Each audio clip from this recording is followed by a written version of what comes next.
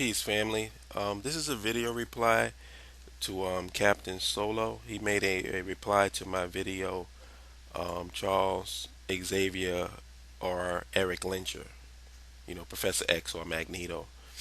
And title of his video was Afro slash Euro Concepts, Agreements, and Disagreements. Just for the record, I kind of stay away from that Afro thing. I don't even know what that means. Like Afrocentrist. I got into it with what's the dude, J.R. Ryder or something about that. He says Afrocentrist. I'm like, what the fuck is Afrocentrist? But I'm not I'm not getting on your case, Captain. But I know that that's a popular phrase that people throw around. I don't endorse it and I don't use it. I say African centered, meaning we're centered around Africa, not centered around an Afro. I don't. So that's just for the record. But what I wanted to do, I had sent you a private message responding in more detail to the last message you had sent me. But I wanted to address two things in this video because I didn't want to ramble on too long. Um, I wanted to talk about the subject of talking white and dealing with you, or well, I should say, you having to deal with metaphysical people who's into this celestial alignments and stuff like that. First, the talking white. The only real solution to the talking white thing is to surround yourself with people who are intelligent and not ignorant. There are probably a lot of people who think 2 plus 2 equals 5, but if all sensible people know it equals 4, what sense does it make to go on a campaign about how the other demographic who don't acknowledge facts or truth don't believe it is 4? Talking white, as far as I'm concerned, has nothing to do with dialect or cadence. I can listen to a sister or brother who sound like they're straight from the valleys of California, and as long as they're speaking from a culturally conscious African centered perspective, they are talking black to me. Talking white is the language of any black African person who speaks against the interests of their own people and lauds and applauds over the accomplishments of Europeans and denigrates their own. That is what I define as talking white. Now, I don't know what everybody else is saying. I don't know how they are coming at you. But if you're using the dictionary and you're using words that maybe they just don't understand, that's their problem. Learn, pick up a dictionary and learn how to read. Learn how to comprehend English. I mean, I don't know. I don't know what the talking white thing is. So you're gonna have to explain that to me. But I don't use that. I never say that, and I'm for education and intelligence. As a matter of fact, I mean, was Malcolm X talking white? Was Amos Wilson talking white? And these are people that Malcolm was self-educated, but he read the entire dictionary. Amos Wilson was a professor. You got Claude Anderson, you got John Henry Clark. I mean, these were Dr. Ben. These are well-educated people, and I don't recall anybody saying that they were talking white. So the only thing I can say is that if you're saying anything that happens to be denigrating African people and bigging up Europeans, then I guess talking white would be something you would be accused of. But like I said, I don't know what you mean by that, and you would have to give me some examples in order for me to go into it a little more. Now, not knowing celestial alignments and these people, the metaphysical people, let me just say this. I don't surround myself with magical Negroes, so I can't relate to the celestial alignments thing. Now, if they're talking about celestial alignments, the only context in which I've heard that is where they talk about how the pyramids were set up in Egypt. But I don't understand how that relates to what's going on right here, right now, in terms of what we're talking about in terms of nationhood. Maybe somebody got to help me with that. I don't get how that relates. But I will say this: I've interviewed Ivan L. Land Jr., who's the National Public Relations Chair of the National Society of Black Engineers, NSBE. That's their acronym. I interviewed Brother Barry Crumley, the New York and New Jersey representative of the Black Farmers and Agriculturalists Association. That's the BFAA. I've interviewed David Hitt, an engineer and former Marine and founder of the International African American Caucus. That's the IAAC. And I've interviewed Aton Edwards, director of the nonprofit organization International Preparedness Network, the IPM. Now, does that sound like nuts and berries to you, family? What about that sounds like I'm not grounded in reality and that I'm not dealing with people who are technical people? And I mean, if you want to, contact them. Ask them, you ever heard of Mr. Holipsism? Did you do an interview with him? You remember that? And all of them can tell you and verify that I've spoken to all of them. And these are people that are well versed in engineering and science, physics, and there's other scientists and physicists that I'm trying to interview when I start my show back up. So I don't nuts and berries. I don't even understand what that means. Nuts and berries. What the fuck is that? What are you talking? Are they? Are they? I'm not talking about you, but where does that term come from? Are they talking about what? People is into health and nutrition. Like, how does nuts and berries equate to celestial alignments? And I don't get it. Whatever. But those are the two things that I felt that stood out that I wanted to address in the video.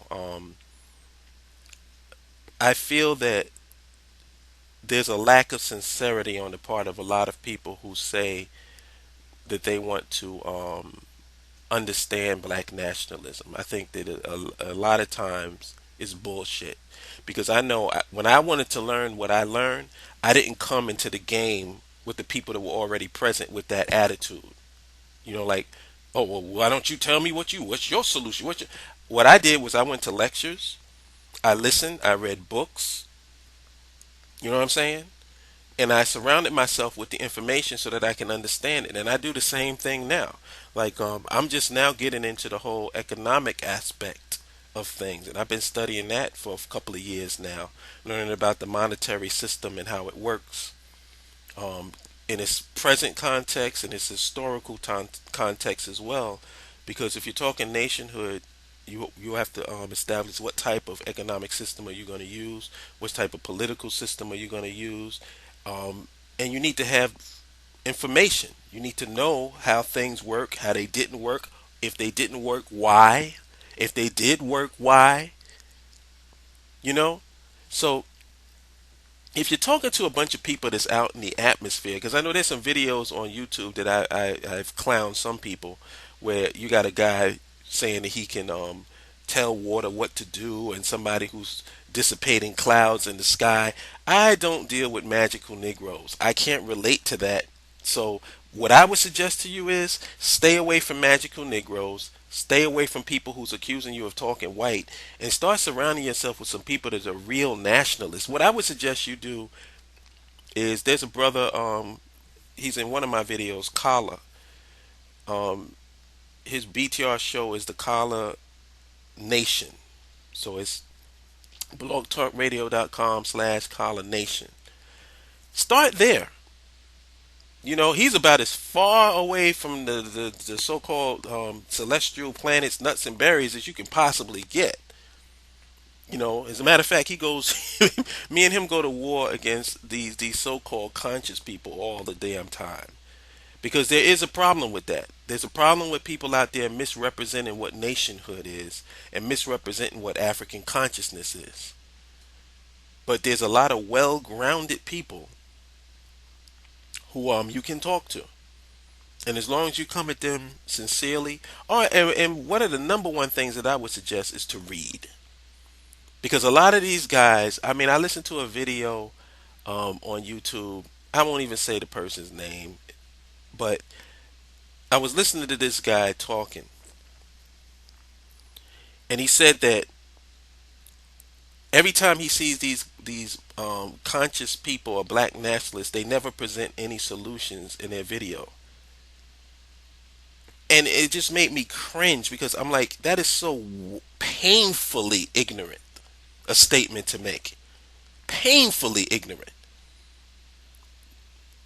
I mean, me personally have presented so many shows revolving around solutions, and I've actually delved deeper into the subject in terms of getting into political systems, forms of government.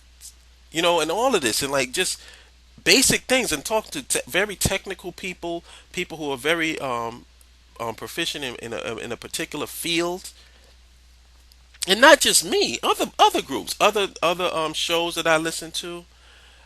So it really, you got to surround yourself with the material. That's what I would suggest. Surround yourself with the material. Read. My suggestion is Amos Wilson, Claude Anderson, Sheikh Auntie Diop, John Henry Clark, Marcus Garvey, Malcolm X. Plenty of people that you can read to get an understanding of how nationhood works. And as a matter of fact, Destruction of Black Civilization by Chancellor Williams, if you go to the back of the book, the last chapter of the book, he maps out in detail the structure of a black African nation. There it is. There it is. So really, that's it, man. As far as I can see, it's like you have to get into the material and be surrounded and stay away from bootlicking Negroes. Like Negroes that talking about some damn brown nation and whatever. It's funny. We want a brown nation, but we don't want an African nation. We ready to endorse the brown nation where we just merge into invisibility with everybody. I'm just curious. What is the culture of the brown nation? Why does everybody think on a freaking aesthetic and genetic level? Like, all right, if you take a black person and you mix them with a white person, you're going to get a brown person, and then all of a sudden, both the black person and the white person's culture is going to disappear, and then we're going to have a new culture called brown culture. Well, what is the brown culture going to consist of? What is the consciousness of this brown person supposed to be? I'm going to take a calculated guess that it's going to be white Western European. That's just me. And why do I say that? Because that brown person and this brown nation is going to exist in a white European white supremacist construct. Because there's no black socioeconomic and political infrastructure to be found here in America. So the context is still going to be white supremacy, white Western European. And I don't see how anybody cannot understand how if you endorse that, you are a clown and you are totally irrelevant. And if there's one thing that I really am happy about, it's exposing these bootlicking niggas for being totally irrelevant to the discussion of empowerment. Anyway, um, I'll holler at you later, brother. Check out the private message that I sent you and get back with me if you want me to touch on anything in more details. One love.